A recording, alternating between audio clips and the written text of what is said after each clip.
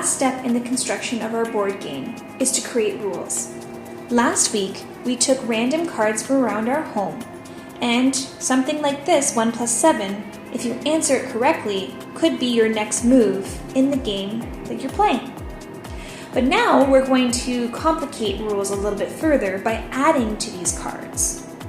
So, for the first one here, where I have just the number 85, I'm going to ask the question, odd or even? Get the answer correct, you move a step forward.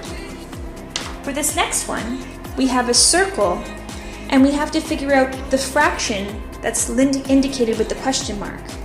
If you get the answer 1/3 correct, then you can move to the next space. So we'll ask, fraction?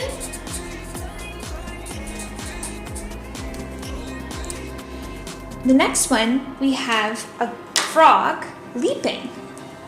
We can ask ourselves, chirp like a frog. Well, it's not really a question, it's more like a demand. If you can do this, you move to the next space. This next card shows a beaver. Let's say, name another word that starts with B. If you can do that, then you move to the next space. How about this one here? It's a phonetic word, sleep, starting with le. We also have other indicators in this card of words that start with le. So we'll say, name 2 words that start with le. Next, we have a dog, a cute little dog. We're going to ask ourselves,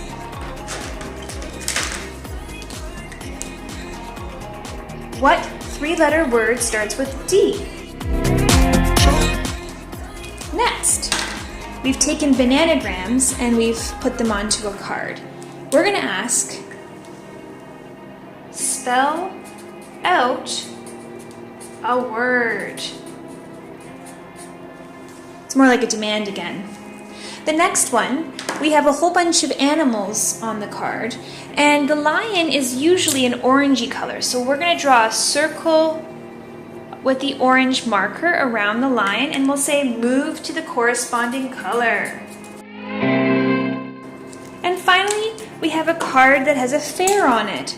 We'll say something like, name 3 things you do at a fair.